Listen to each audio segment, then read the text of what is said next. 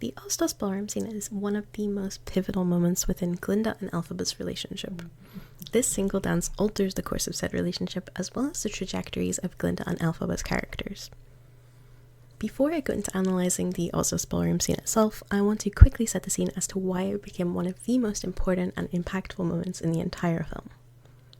The initial interactions between Glinda and Elphaba are marked by mutual misunderstandings and social prejudice, with Glinda being the epitome of popularity and social grace, and Elphaba on the flip side, the misunderstood outcast with her distinctive green skin. There is symbolism in the ballroom being the place where the two finally break through their differences.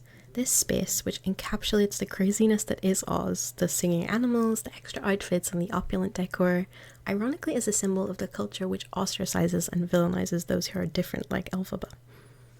The fact that it is seen as a place that the students must sneak away to highlights that it is beyond the acceptable society seen in Shiz, with the animal subculture being prevalent here, making it the perfect place for the friendship to blossom between Glinda and Elphaba. In an attempt to ridicule her roommate, Glinda gifts her a pointed hat, intending for her to wear it to the dance, making her a subject of ridicule.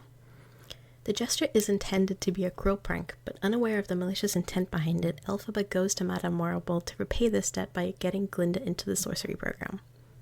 This is obviously also influenced by Nessa, who tells Elphaba that Glinda emboldened Bok to ask her to the dance. Glinda seemingly trying to include Elphaba only solidifies in her mind that Glinda is trying to change.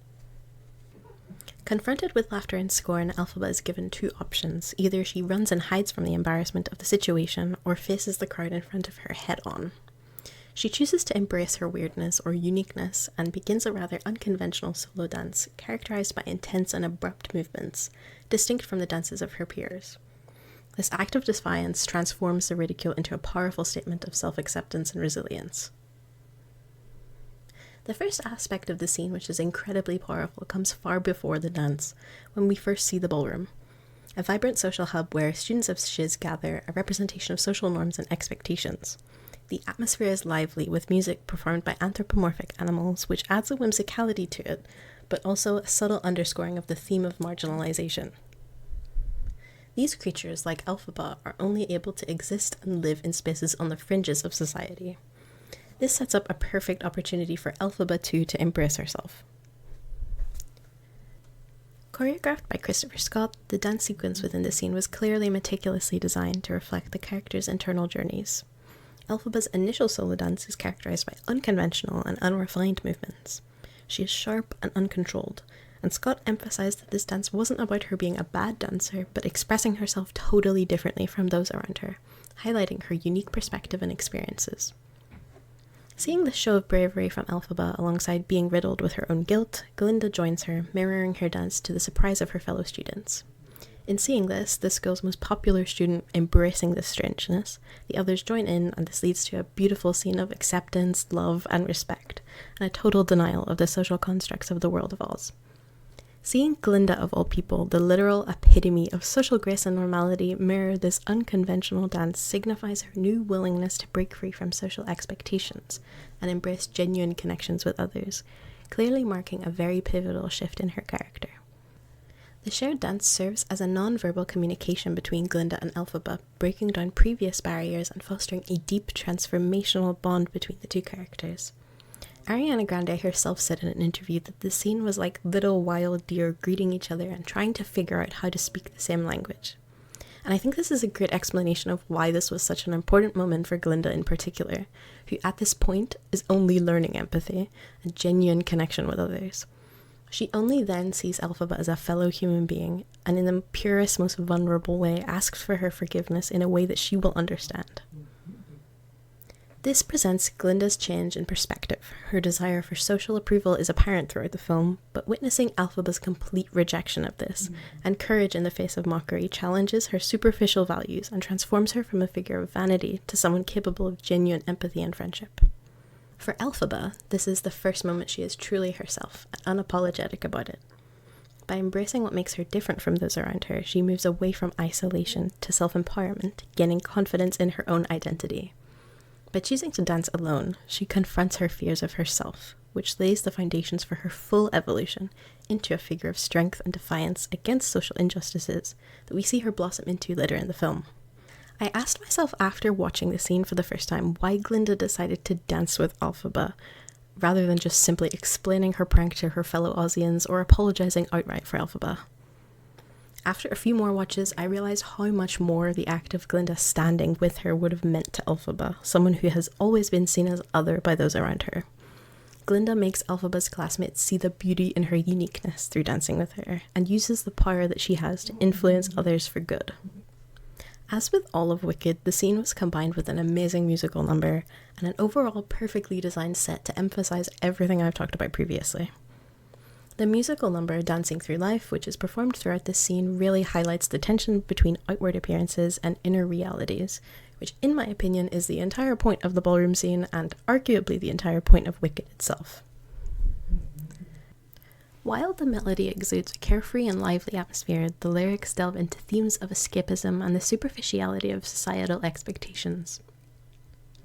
This juxtaposition highlights the characters' inner conflicts and the facades that they maintain.